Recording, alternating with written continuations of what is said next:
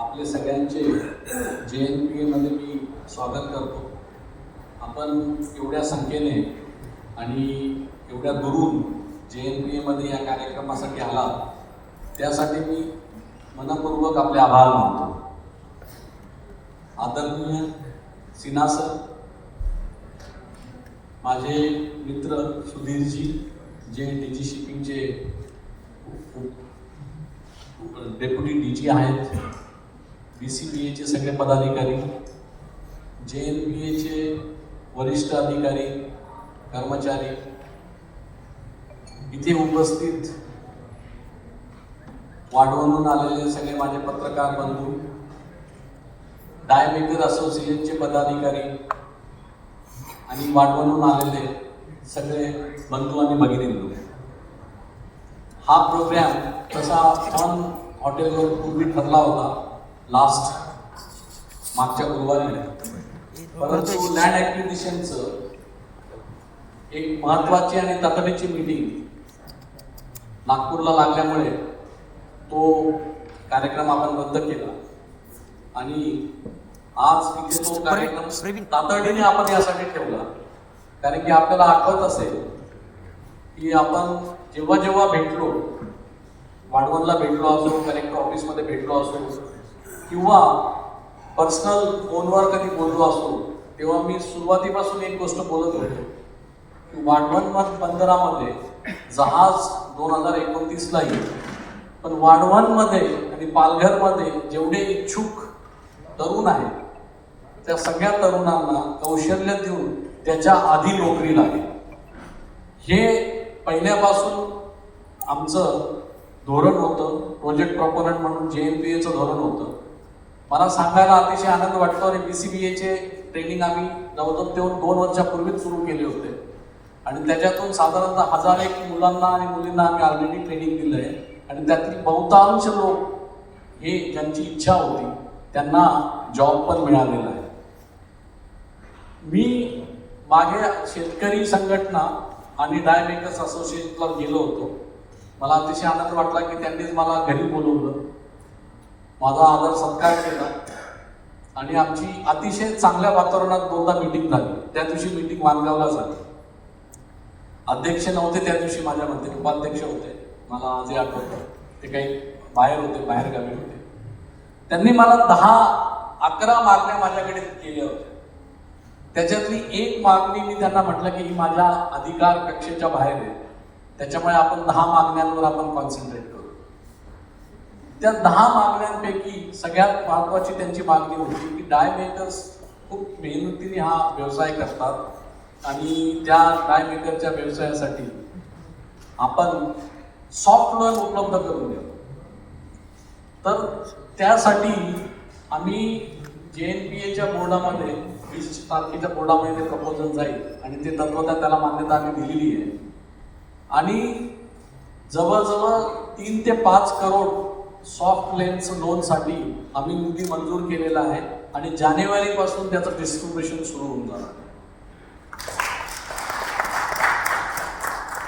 डाय मेकर्सने दुसरी मागणी केली होती की ते एवढं मोठं काम करतात, त्यांचे डाय परदेशात जातात, पूर्ण महाराष्ट्रात, पूर्ण भारतात उपयोगात येतात, पण जेव्हा असोसिएशनला कोणत्याही ज्वेलरी एक्झिबिशनमध्ये स्थान नसतं, त्याच्यामुळे ज्वेलरी असोसिएशनशी सुद्धा आम्ही MOU केला आहे आणि JNPA तिथे स्टॉल लावेल आणि त्या स्टॉलमध्ये असोसिएशनला जागा मिळेल अशी आम्ही तरतूद आजपासून करत आहोत.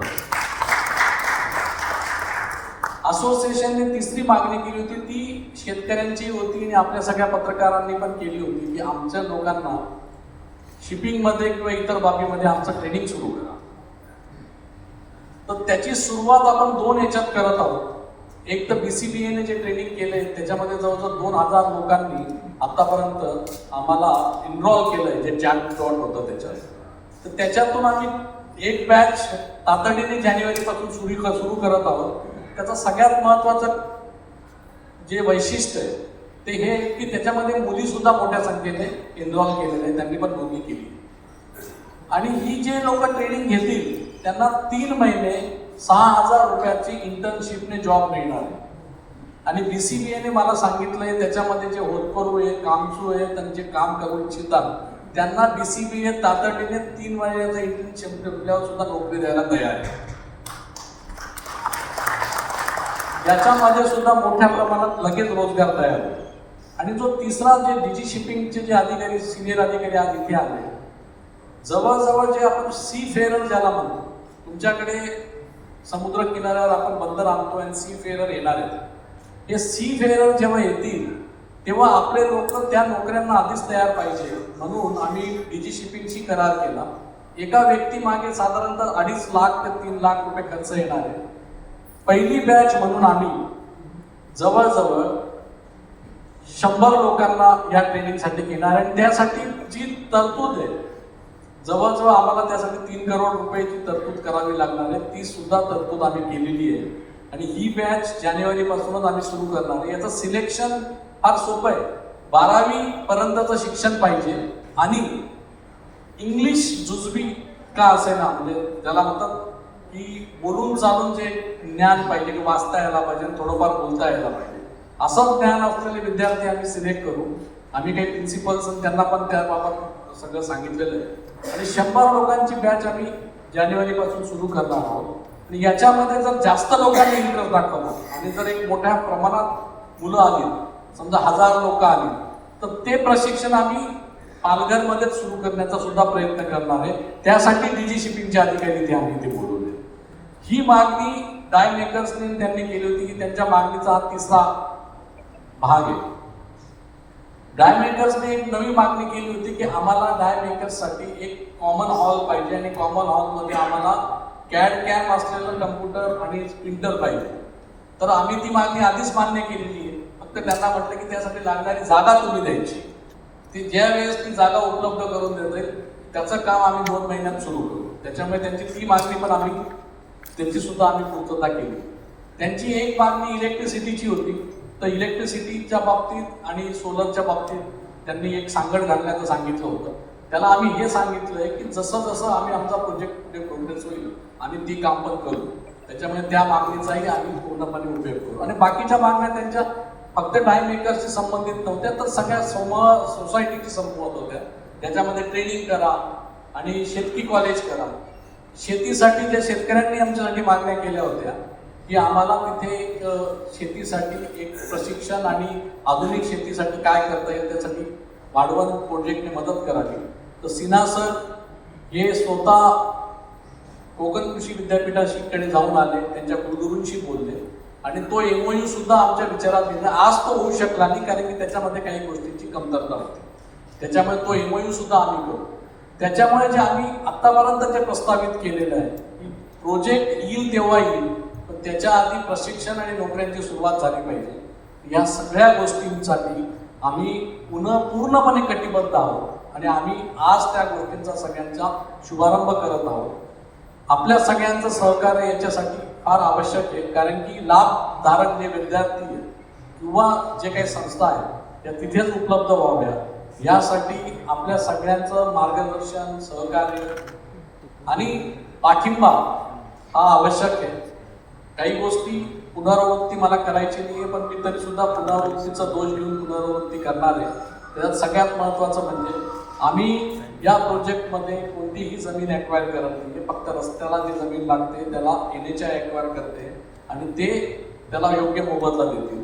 त्याच्या व्यतिरिक्त या प्रोजेक्टला कोणतीही जमीन लागणार नाही आणि कोणाची 1 इंचही जमीन आम्ही घेणार नाही आहे ज्याच्यामध्ये पोट येईल. त्याच्यामुळे विस्थापन आणि इत्यादी गोष्टीसाठी कुणालाही काहीही चिंता करायची गरज नाही. आणि मी हे ॲफिडेव्हिटवर आज 100 रुपयाच्या स्टॅम्प पेपरवर लिहून ते तुमच्याकडे देणार आहे, जेणेकरून तुम्हाला याच्या मागे कोणतीही चिंता बाळगायची कारण नाही. आणि ते माझा ॲफिडेव्हिट तुम्ही कोर्टाला दाखवू शकता जर BPPLने तुमची 1ही इंच जागा पोटसाठी मागितली. ही मी तुम्हाला पुन्हा एकदा आपल्या सगळ्यांसमोर ही ग्वाही देऊ इच्छितो की कोणतीही जमीन पोटसाठी अधिग्रहित केली जाणार नाही. कोणाच्याही घराला धक्का लागणार नाही आणि कोणाच्याही गावात. आणि दुसरी गोष्ट जी गावात पाणी 6 किलोमीटर सगळं पुढे गेल्यामुळे आणि 10 किलोमीटर टोटल जमिनीपासून त्या बंदराचं हे असल्यामुळे कोणताही पाण्याची पातळी वाढून ती येईल याची पण शून्य शक्यता आहे, हे सगळं तुम्हाला सांगतो. त्यानंतर कोणताही नाणार सारखा प्रकल्प तेल शुद्धीकरणाचा तिथे प्रस्तावित नाही. क्रूड ऑइलची आम्हाला परवानगीच EC मध्ये नाही. त्याच्यामुळे क्रूड ऑइल इम्पोर्ट करून तिथे कोणती तेल शुद्धीकरणाचा प्रकल्प ही अफवा आहे. कृपा त्याच्यावर अफवा ठेवून विश्वास ठेवू नका. मी त्याची आज इथे सगळ्यांसमोर ग्वाही देतो, तुम्ही रेकॉर्ड करू शकता की असा कोणताही प्रकल्प तिथे कधीही भविष्यात आमच्याकडनं प्रस्तावित नाही. आणि जी चौथी गोष्ट एक होती की आपल्या सगळ्यांचं शंखोदर हे एक सगळ्यांच्या भावनेचं स्थळ होतं, भावनेचं ठिकाण आहे, सगळ्यांची श्रद्धा आहे. शंखोदरला थोडाही धक्का या प्रोजेक्टमध्ये लागणार नाही. हा प्रोजेक्ट शंखोदर पासून 3 ते 4 किलोमीटर समुद्रात आत आहे, म्हणून शंखोदरला सुद्धा कोणताही धक्का बसणार नाही. याची परत मी आपल्याला समोर एक ग्वाही देतो. आणि शेवटचा जो मुद्दा आहे, काही फिशरमॅन 30 स्क्वेअर किलोमीटर मधल्या प्रोजेक्टच्या ह्याच्यात फिशरमॅनचे जे काही डोल नेट, गिल नेट आहे, त्यांचं स्थलांतर होणार आणि बाजूला ते फिशिंग करणार, त्यांच्या बदल्यात त्यांना जी महाराष्ट्र गव्हर्नमेंटची पॉलिसी आहे ती सगळ्या भारतात नावाजलेली आहे, त्याच्याप्रमाणे आपण त्यांना कॉम्पन्सेशन देणार आहे. आणि जे लोक त्या गोष्टीला त्यांची ज्या लोकांना स्थलांतरित करावं लागेल त्यांना त्याचा मोबदला पण मिळेल. आणि त्यांना प्रोजेक्ट जेव्हा चालू आहे तेव्हा त्यांना फिशिंग मधून जेवढं उत्पन्न मिळतं त्याच्या डबल उत्पन्न त्यांना मिळेल अशी तरतूद आम्ही करणार आहोत, जेणेकरून त्यांना प्रोजेक्टमुळे त्यांची फिशिंग तर बाधित होणारच नाही, पण त्यांना ज्याला म्हणतो ऑल्टरनेट पर्यायी रोजगार आणि व्यवसाय आम्ही उपलब्ध करून देऊ, जेणेकरून त्यांचं इन्कम डबल होईल ड्युरिंग कन्स्ट्रक्शन, जेव्हा त्याचं कन्स्ट्रक्शन चालेल तेव्हा. आणि शेवटचं मी आपल्याला अजून एक सांगू इच्छितो, आज सगळ्या पालघरवासियांना माझं जाहीर, आणि सगळे पत्रकार इथे बसले आणि मी तुम्हाला ओपन याच्यात सांगतो की आज तुमचं जे उत्पन्न आहे ते तुम्ही प्रामाणिकपणे ते नोट करून ठेवा.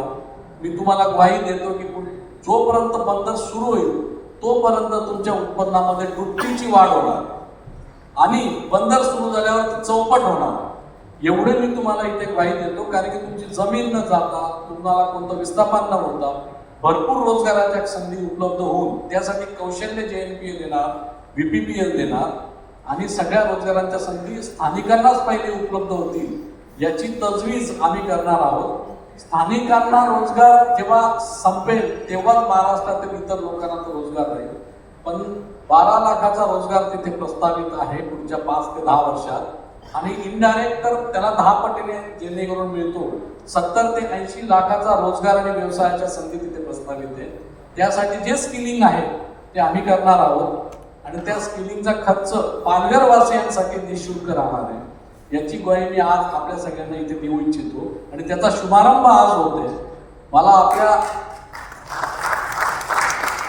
सगळ्यांना आणि आपल्या मार्फत पालघरचे जे लोक अजूनही जे थोडेसे लोक आहेत, जवळजवळ सगळे लोक आता याचा सकारात्मक दृष्टीनेच पाहतात, पण जे काही थोडे लोक आहेत की ज्यांच्या मनात आजही काही किंतू आहे, मी आपल्या मार्फत त्यांच्यापर्यंत पोहोचू इच्छितो. विशेषतः आमचे पत्रकार, त्यांनी सुरुवातीपासून फारच सकारात्मक भूमिका घेतली आहे.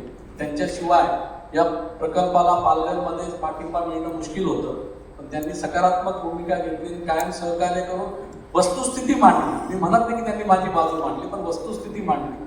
त्याच्यामुळे या प्रकल्पामध्ये आम्ही इथपर्यंत पोहोचू शकतो.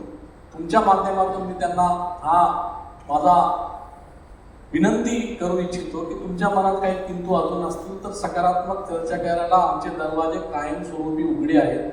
आम्हाला एकही माणसाला नाराज न करता किंवा त्याला वगळून हा प्रोजेक्ट करायचा नाहीये.